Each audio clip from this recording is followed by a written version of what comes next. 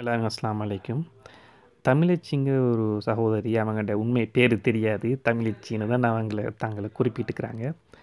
முகநூல் இஸ்லாம் சம்பந்தமாகவும், டிஎன்டிஜே சம்பந்தமாகவும் சில விமர்சனங்களையும், சில அவதூறுகளையும் முன் வச்சுருந்தாங்க. ஸோ அதுக்கான விமர்சனங்களுக்கான பதில்களை பார்ப்போம். இல்லை அடுத்தது என்னென்ன அவதூறுகள்லாம் வச்சுருக்காங்கன்னு பார்ப்போம். அடுத்து நிறைய திட்டியெல்லாம் இருக்காங்க, அதெல்லாம் அதுக்கு பதில் சொல்ல தேவையில்லை. அடுத்தது நான் இதில் டிஎன்டிஜே ஒரு அங்கத்தினரோ உறுப்பினரோ இல்லை, நான் ஒரு ஆதரவாளன் தான். மற்றபடி நான் எந்த பொறுப்புலையுமே கிடையாது நான் டிஎன்டிஜியில். எனக்கு சில பதில் இவங்களுக்கு சொல்லணும்னு தோணுச்சு, அதை நான் இங்கே உங்களோட பகிர்ந்துக்கிறேன். ஒவ்வொரு விஷயமா இப்போ நாங்கள் பார்ப்போம். அவங்க என்னென்ன விமர்சனங்கள் முன் வச்சாங்க, அதுக்கு என்னென்ன பதில்கள் இருந்து முடிஞ்சால் இந்த வீடியோ காட்சியை அவங்களோட லிங்க் பக்கத்தில் போய் நீங்கள் ஷேர் பண்ணி விடுங்க. ஸோ அவங்களும் அதுக்கான பதில்கள் தெரிஞ்சு கொள்ளட்டும். என்னை துப்பாக்கிகளுக்கு சுடணும் அப்படின்னு சொல்லும் பொழுதும் அமைதியாக மௌனமாகவும் சகிச்சிட்டு இருந்த இந்த பெரியார் தொண்டர்கள் திடீரென இந்த தோழர் ஃபாரூக்குடைய படுகொலைக்கு பிறகு பேச ஆரம்பிச்சுக்கிறது வரவேற்கத்தக்கது. இதில் ஒரு அவதூறு சொல்கிறாங்க. அதாவது அவங்கள போன வருஷம் அவங்க காதலர்களுக்கு ஆதரவாக பேசினதுக்கப்புறம் டிஎன்டிஜேயில் உள்ள ஒருத்தர் துப்பாக்கியால் இவங்களை சுட சொல்லி உத்தரவிட்டாங்களாம் அப்படின்னு சொல்கிறாங்க. இது வீடியோ பதிவு வேறு இருக்குது, ஃபேஸ்புக்கில் யூடியூப்பில் வேறு இருக்குதுன்னு சொல்லிட்டு போகிறாங்க. இது கண்டிப்பாக ஒரு பொய். அப்படி யாரும் சொல்லலை. இந்த மாதிரி சட்டத்தை கையில் எடுக்கிற இந்த இயக்கம் கிடையாது டிஎன்டிஜேங்கிறது. ஸோ இதுக்கு அவங்க ஆதாரத்தை தரட்டும். அப்படி தந்தாங்கன்னா ஓகே, நாங்கள் ஒத்துக்கிறோம், அது பிழை தாண்டி, அது தப்பு தாண்டி அப்படின்னு அவரை கைது செய்யணும். என்ன கேட்டாட்டு இந்த கொலையை தூண்டினாருங்கிற அந்த ஒரு சட்டத்தின் கீழே அவரை கைது செஞ்சு உள்ளே போட வேண்டிய குற்றம் அது. ஸோ எங்கடா முஸ்லீம்கள் சும்மா ஒன்றும் சொல்லாததுக்கே சும்மா பிடிச்சி போடக்கூடிய அரசாங்கம் இருக்கிற ஊரில், நாட்டில் இந்த மாதிரி பேசிட்டு வெளியே இருக்க முடியாது. ஒன்றாவது. ரெண்டாவது, அப்படி ஆதாரம் இருந்தால் அவங்க வெளியிடட்டும். அவங்க ஃபேஸ்புக்கில் ஆக்டிவாக இருக்கிறவங்க, ஸோ அவங்களுக்கு தெரியும். அதை தைரியமாக, அதாவது அவங்க சொல்கிறது உண்மையாக இருந்தால் அதை வெளியிடுங்க, அந்த வீடியோ எப்போ உங்களை சுட்ட சொன்னாங்கன்ட்டு. அதாவது தௌஹீத் ஜமாத் வேறு யாரும் சொல்லியிருந்தால் அது எனக்கு தெரியாது. டிஎன்டிஜியை சேர்ந்தவங்க யாராச்சும் சொல்லியிருந்தால் இந்த மாதிரி சொல்லியிருக்காங்கன்னு வீடியோ வெளியிடுங்க. ஸோ அது பொய்யான குற்றச்சாட்டு, அவ்வளோதான். அடுத்து பார்ப்போம். காவி தீவிரவாதிகளுடன் பெரியாரிஸ்டுகளை கருப்பு தீவிரவாதி என்று ஒப்பிட்டு பேசும் அளவுக்கு இவ்வளவு வக்கரமான அரசியல் அறிவற்ற ஒரு மனநிலையில் இவ்வளவு மூர்க்கமாக எதிர்க்க வேண்டிய தேவை என்னன்னா, இப்ப சில தினங்களாக இஸ்லாமிய கோட்பாடு குறித்து சில கேள்விகளை எனது தோழர்கள் இணையத்தில் வைக்க ஆரம்பிச்சிருக்காங்க. அந்த அடிப்படையில் இவர் வெகுண்டெழுந்து இப்படி ஒரு வார்த்தைகளை யூஸ் பண்ற. அதாவது அவர் சொன்னாராம், காவி தீவிரவாதிக்கு நிகராக இந்த கருப்பு சட்டை போட்டு தீவிரவாதிகள் இருக்காங்க அப்படின்ட்டு. அது சொன்ன உண்மை தான். என்ன கேட்டிங்கன்னா, ஃபாரூக்குங்க ஒரு நாத்தியர் கொலை செய்யப்பட்டார். கொலை செஞ்சவர் 2 பேர் போய் அவங்க சரண்டர் ஆகுறாங்க. சரண்டர் ஆனால் என்ன பண்ண, அது ஏன்ப்பா கொலை, அவங்கள என்னத்துக்கு சரண்டர் ஆனாங்களோ அதுக்கு தக்கப்படி விசாரித்து அதுக்குரிய தண்டனை, உச்சபட்ச தண்டனை என்னவோ அதை வாங்கி கொடுக்கறதுக்கான வேலைகளெல்லாம் அவங்க செய்யட்டும், ஒன்றும் பிரச்சனை இல்லை.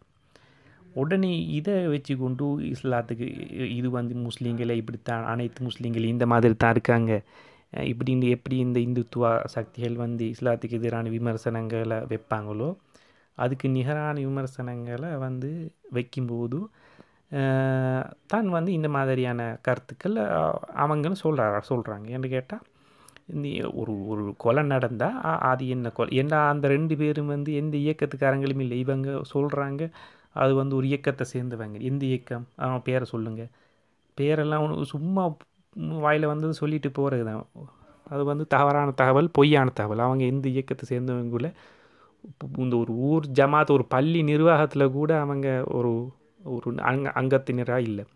சும்மா 2 பேர், அவங்கள நண்பர்கள் வேறு. அவங்களுக்கு கால் பண்ணி கூப்பிட்டா போகிற அளவுக்கு நண்பராக இருந்திருக்காரு. ஸோ அப்போ அவங்களுக்கு உள்ள என்ன பிரச்சனை நடந்தது அது இனிமேல் விசாரணையில் தெரிய வரும். ஸோ எல்லாம் விசாரணையில் தெரிய வந்து கோர்ட்டு தீர்ப்பு கொடுத்ததுக்கு அப்புறம் நீங்கள் விமர்சனம் பண்ணியிருந்தாலாச்சும் ஒரு நியாயம் இருக்குது. அப்போ கூட நீங்கள் இஸ்லாத்தை இது பண்ண முடியாது. ஏன்னா நீங்கள் வந்து இஸ்லாத்தை வந்து இதை கொண்டு விமர்சனம் பண்ணா அது நீங்கள் குர்ஆன்லேயோ நபிகள் நாயகத்திட்ட வழிமுறையில் இருந்து ஆதாரம் காட்டி தான் விமர்சனம் பண்ணணும். சும்மா ஒரு டிவி நியூஸு இந்த மாதிரி ஒரு கொலை ஒரு மர்டர் இந்த மாதிரி சம்பவத்தை வச்சு பேசுறதுங்கிற வந்து ஒரு உண்மைக்கு புறம்பானது, அறிவீனமானது. ஸோ அதுக்கு எதிரான பதிலாகத்தான் அது இருந்தது. மற்றபடி நாத்திகர்கள் கூட நாங்கள் விவாதம் பண்ணியிருக்கிறோம். அதாவது டிஎன்டிஜி விவாதம் பண்ணியிருக்குது. அது யூடியூப்பில் இருக்குது, நீங்கள் போய் பார்த்துக்கலாம். அந்த லிங்கை நான் டிஸ்கிரிப்ஷனில் போடுறேன்னு பார்த்துக்கோங்க. ஸோ அதில் கருத்துக்களெல்லாம் மோதுகிற தன்மையை தான் இஸ்லாம் கற்றுக் கொடுக்குது. அதைத்தான் நாங்கள் பின்பற்றி கொண்டு வரோம். ஸோ இவர்கள் வந்து இந்த மாதிரி செஞ்சது வந்து சொல்கிறது வந்து சரியில்லை. அதனால் வந்து நாத்திகர்கள்ங்கிற சொல்லிக்கொள்ளக்கூடியவங்க வந்து நீங்கள் ஓகே கேள்வி விமர்சனங்கள் வைங்க, அது ஒன்றும் பிரச்சனை இல்லை. அதுக்கு பதில் இருக்குது. பதில் இல்லாதவங்களுக்கு தான் கோபம் வரணும். அதனால் பதில் இருக்கிறவங்க அதுக்கு பதில் தான் சொல்லுவாங்களே ஒழிய அதுக்கு கோவப்படுறதுக்கு ஒன்றும் கிடையாது.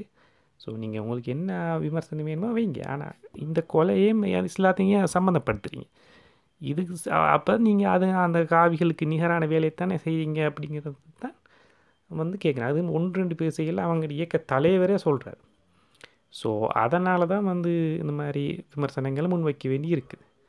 ஸோ இது வந்து அவங்க இப்படி சொல்லிட்டாங்களேன்னு தான் அங்கே கோவப்படுறாங்க இல்லையா, ஏன் சொன்னாங்க அப்படிங்கிற அந்த ரீசனுக்கு அவங்க போக மாட்டேங்கிறாங்க. அது என்னென்னு அவங்களுக்கு தான் தெரியும். உங்களுடைய வார்த்தைகளை வந்து முன்னெடுத்துக்கொண்டு நீங்கள் வந்து இவ்வளவு கேவலமாக பகுத்தறிவாளர்களை வந்து பேசத்தை வந்து முதல் நிறுத்தணும். தோழர் ஃபாரூக் படுகொலை என்பது கடவுள் மறுப்பாளராக வாழ முற்பட்ட ஒரு நபரை ஒரு இஸ்லாமிய அமைப்பை சார்ந்த இஸ்லாமிய உட்பட்ட நபர்கள் அவர்களுக்கு வந்து அந்த சுதந்திரத்தை வழங்க விடாமல் நீ இஸ்லாம் மதத்தில் இருக்க, நீ கடவுளை நம்பித்தான் ஆகணும், நீ முகமதை நம்பல கடவுளை நம்பலனாக்கா உன்னை படுகொலை தான் செய்வோன்னு சொல்லி ஒரு படுகொலை நடத்திருக்காங்க. அதை நியாயமா நீங்க பேசிட்டு இருக்கீங்கன்னாக்கா உங்களுக்கும் காவி தீவிரவாதிகளுக்கும் எந்த வித்தியாசமும் இல்லைன்னு தான் நாங்க பேசுவோம். நீங்க வந்து கருப்பு தீவிரவாதிகள்னு சொல்லிட்டு பெரியாரிஸ்டுகளை பேச முடியாது. அடுத்து இன்னொரு கருத்து சொல்கிறாங்க. அதாவது இந்த ஒருத்தர் வந்து இஸ்லாத்துலேருந்து நாத்தியத்துக்கு போனால் அவங்கள கொல்லத்தான் வேணும் அப்படின்னு அடுத்து இன்னொரு இடத்துல அவங்க சொல்கிறாங்க அது இஸ்லாத்துலேயே இருக்குது, குர்ஆன்லேயே இருக்குது அப்படிங்கிற மாதிரி. அதுவும் ஒரு பொய்யான தகவல். இப்போ நீங்கள் பார்த்தீங்க, அவங்க சொன்னாங்க இதை வந்து அவங்க ஒரு இயக்கத்தை சேர்ந்தவங்கண்டு. அது பொய், ஏற்கனவே நான் சொல்லியிருக்கிறேன். அது அவங்க எந்த இயக்கத்துலேயும் இல்லை. இருந்தால் அந்த பேரை சொல்லுங்கள், இல்லைன்னா புதுசாக கண்டுபிடிச்சாவது சொல்லுங்கள் ஒரு இயக்கத்தை. ரெண்டாவது, இவங்க இந்த சொல்கிறதுக்கு இப்போ குர்ஆனில் அழகான பதில் இருக்குது பாருங்கள். ஆல் இம்ரான் 3வது அத்தியாயத்தில் 86வது வசனத்தில் இருந்து அந்த குர்ஆனில் இறைவன் குறிப்பிடுறான், தம்மிடம் தெளிவான சான்றுகள் வந்து இத்தூதர் உண்மையாளர் என்று விளங்கி நம்பிக்கை கொண்டு விட்டு பிறகு மறுத்த கூட்டத்திற்கு அல்லாஹ் எவ்வாறு நேர்வழி காட்டுவான்? அநீதி இழைத்த கூட்டத்திற்கு அல்லாஹ் நேர்வழி காட்ட மாட்டான். அவர்கள் மீது அல்லாஹ்வின் சாபமும் வானவர்கள் மற்றும் ஏனைய நன்மக்களின் சாபமும் உள்ளது என்பதே அவர்களுக்கான தண்டனை. அவர்களுக்கான தண்டனையை அல்லாஹ் இங்கே சொல்லி காட்டுறான். அவர்களுக்கு இறைவன்ற சாபமும் இருக்குது, வானவர்களோட சாபமும் இருக்குது, ஏனைய நல்ல மக்களோட சாபமும் இருக்குது. எங்கேயுமே கொல்லணும் இல்லை. அடுத்து பார்த்துங்க, அதில் அவர்கள் நிரந்தரமாக இருப்பார்கள், அதாவது அந்த சாபத்தில். இதன் பின்னர் சீர்திருத்தி கொண்டோரை தவிர, பாருங்கள், திருந்துறதுக்குன்னு டைம் கொடுக்குறான் இறைவன். இதன் பின்னரும் சீர்திருத்தி கொண்டோரை தவிர மற்றவர்களுக்கு வேத நிலையை சேர்க்கப்பட மாட்டார். ஸோ சீர்திருத்தி டைம் இருக்குதுனாலே அவங்க உயிரோடு இருக்கிறாங்கன்னு தான் அர்த்தம். அவங்க அதாவது இறைவனை நிராகரித்து போனவனை கொண்டுட்டா அப்போ அவங்க வந்து உயிரோடு இருக்க மாட்டாங்க. அப்புறம் திருந்துறதுக்கு எங்கேருந்து நேரம் இருக்கும்? ஸோ அவகாசமும் அளிக்கப்பட மாட்டாங்க. அதுக்கப்புறமும் அவங்க திருந்தலைன்னா தான் அவங்களுக்கு வேதனை இருக்குது அவங்களுக்கு, அதாவது மறுமையில். அல்லாஹ் மன்னிப்பவன் நிகரற்ற அன்புடையோன். அடுத்து பார்த்திங்கன்னா, நம்பிக்கை கொண்ட பின் மறுத்து பின்னர் இறை மறுப்பை அதிகமாக்கி கொண்டோரின் மன்னிப்பு ஒரு காலம் ஏற்கப்படாது. அவர்களே வழி தவறியவர்கள். அடுத்து கூட சொல்கிறேன், நம்பிக்கை கொண்டு, அதாவது முஸ்லீம் ஆகிட்டு பின்னர் இறை மறுப்பை, அதாவது நாத்திக கொள்கையை அதிகமாக்கி கொண்டோரின் மன்னிப்பு ஒரு காலமே கேட்படாது. ஸோ அவங்க மன்னிக்கப்பட உயிரோடு இருந்தால் தானே மன்னிக்கிறது மன்னிக்காதுங்கிற விஷயமே வரப்போகுது. அடுத்து பார்த்திங்கன்னா, அவர்கள் மறுத்த நிலையில் மரணித்தோர் பூமி நிரம்பும் அளவுக்கு தங்கத்தை ஈடாக கொடுத்தாலும் அது ஏற்கப்படாது.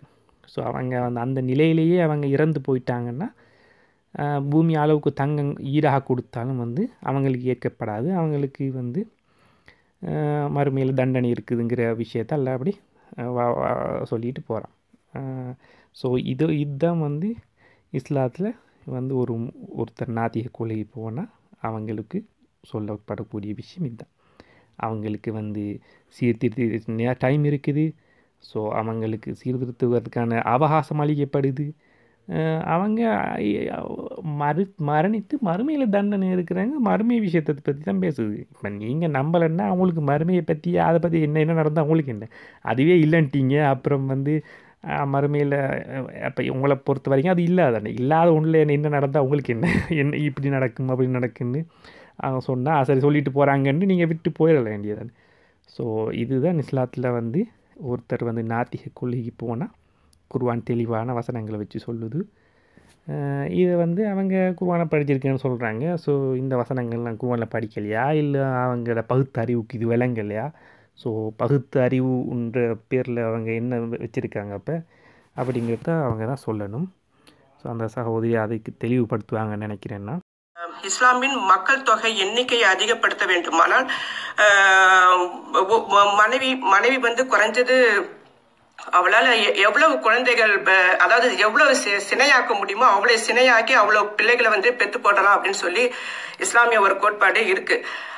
அந்த அடிப்படையில ரெண்டாவது விதவைகளையும் திருமணம் செய்து அவர்களுக்கும் குழந்தைகளை கொடுப்பதன் மூலம் இஸ்லாமிய மதத்தின் உற்பத்தியை அதிகரித்து மக்கள் தொகையை அதிகரித்து கிறிஸ்தவ மதத்தை விட அதிகமாக தங்களுடைய எண்ணிக்கையை உயர்த்த வேண்டும் என்ற அடிப்படையில இயங்குகிற ஒரு சனக்கூட்டம் இந்த இஸ்லாமிய அமைப்பு கூட்டம்ன்றது இந்த அடிப்படையில தான் போயிட்டு இருக்கு. இந்த அடிப்படையில போனா நிச்சயமா 50 வருடங்களுக்கு பிறகு உலகம் முழுவதுமே பார்த்தீங்கன்னா இஸ்லாம் மதம் தான் முதலாவது மதலாக இருக்கும்.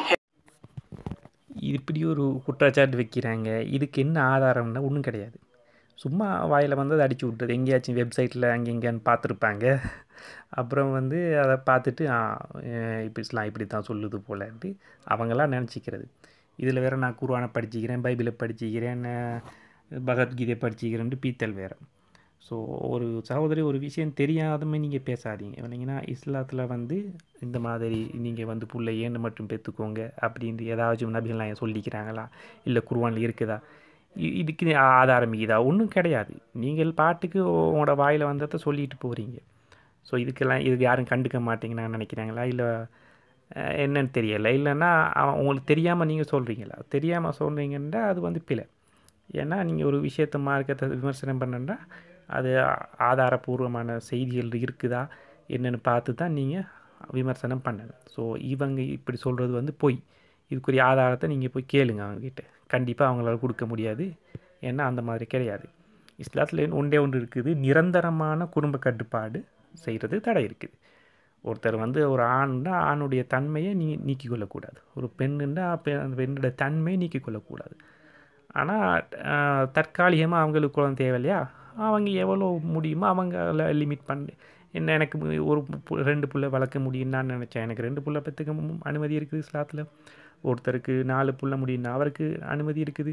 ஒருத்தருக்கு 1 புள்ளை தான் முடியும்னா அவருக்கும் அனுமதி இருக்குது. ஸோ அனைவருக்கும் அவங்களுக்கு எவ்வளோ குழந்தை வேணும்னு தீர்மானிக்கிற அனுமதி இஸ்லாத்தில் இருக்குது. ஸோ அதை இவங்க தப்பாக சொல்கிறாங்க. அதுவும் ஒரு பொய்யான தகவல். இப்ப திருக்குறள்ல திருவள்ளுவர் 2 அடியில குறள் எழுதியிருக்கிற மாதிரி குரான்ல 2 வரி தான் இருக்கு. அந்த 2 வரிய நம்மளுடைய தேவைக்கேற்ப நாமளே உருப்போட்டுக்க வேண்டியதுதான். இந்த வேலையை தான் குரானை உள்வாங்கி கொண்டு இஸ்லாமிய ஒவ்வொரு நாடுகளும் ஒவ்வொரு நடைமுறையில அவங்கவுங்க ஒவ்வொரு விஷயத்த பேசிட்டு இருக்காங்க. இதுதான் உள்ளதுலேயே பெரிய நகைச்சுவையான விஷயம். குர்ஆனில் 2 வரி தான் இருக்குதான். அதை தங்களுக்கு தேவையான மாதிரி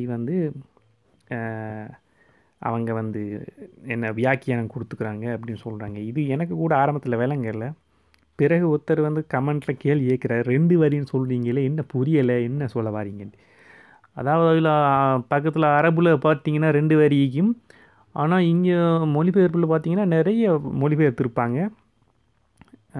அப்போ இது வந்து இவங்களாத்தானே வியாக்கியானம் கொடுக்குறாங்க அப்படின்ற மாதிரி சொல்கிறாங்க. இது வந்து அவங்கள்ட அரபு தெரியாது, ஓகே, அது பிரச்சனை இல்லை. தெரியலைன்னா சும்மா விட்டுட்டு போயிருக்கலாம், பிரச்சனை கிடையாது. இவங்க தெரியாத விஷயங்களுக்கு விளக்கம் கொடுக்க போகும்போது தான் அவங்கள அறியாமை வெளிப்படுது.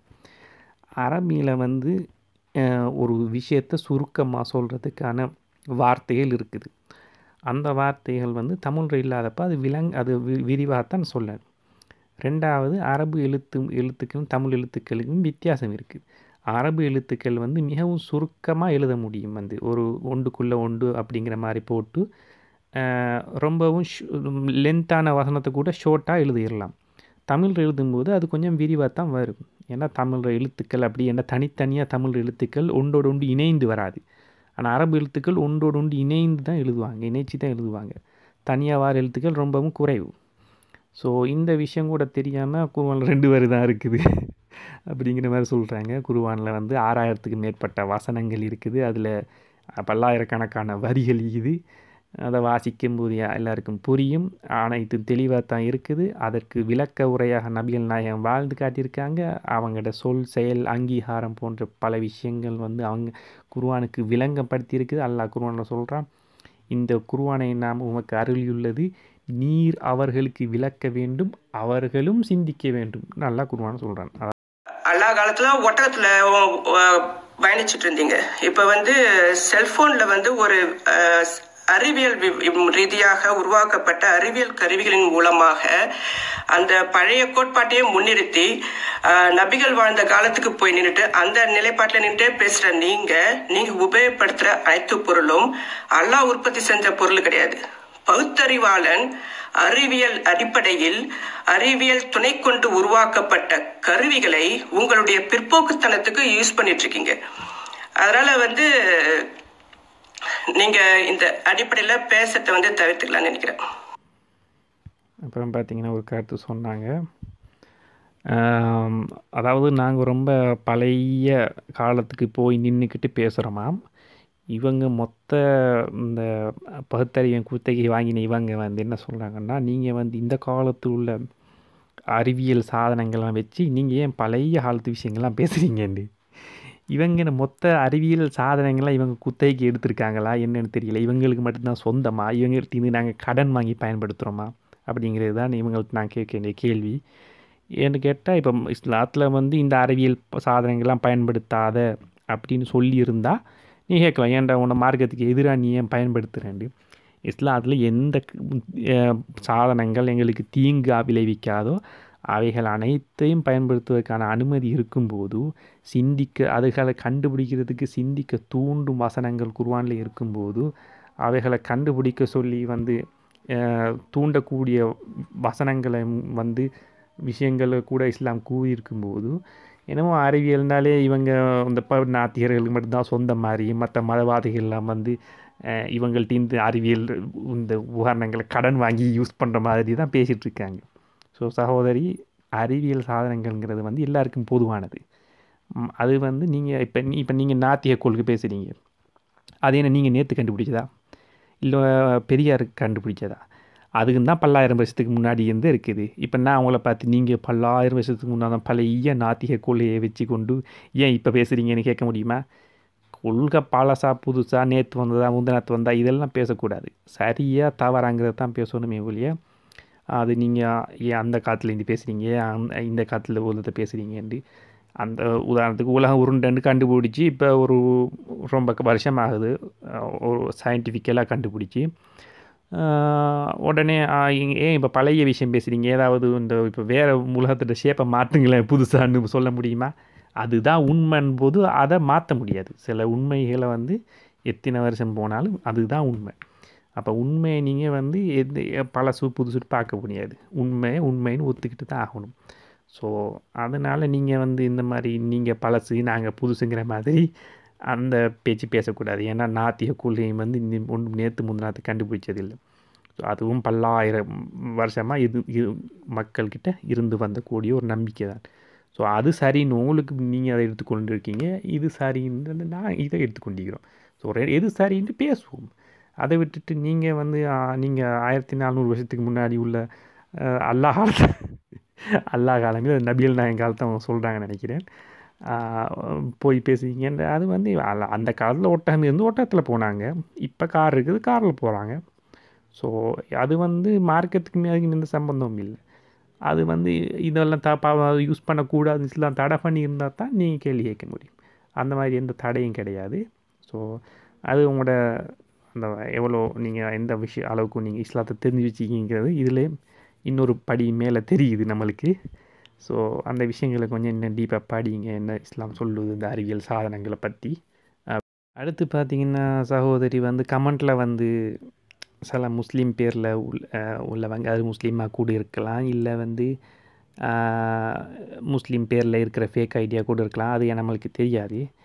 அவங்க வந்து என்னமோ திட்டினாங்கன்ட்டு அவங்களுக்கு திருப்பி திட்டுறதுக்கு பதிலாக வந்து நபிகள் நாயகத்துக்கு திட்டுறது, இந்த மாதிரியான தரக்குறைவான வேலைகள்லாம் செய்கிறாங்க.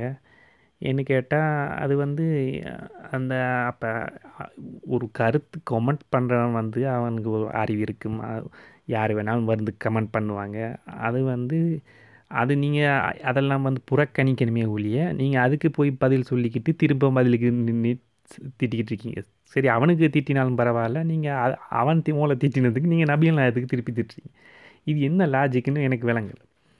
ஸோ இந்த மாதிரியான அறியாமையான இந்த ஒரு கீழ்த்தரமான வேலைகள் நீங்கள் செய்யாதீங்க. ஏன்னு கேட்டால் நீங்கள் பகுத்தறிவாதிகள்னு சொல்லிக்கிறீங்க, அப்போ ஒரு ஆளை திட்டினா நீங்கள் அவரை திருப்பி திட்டுங்க.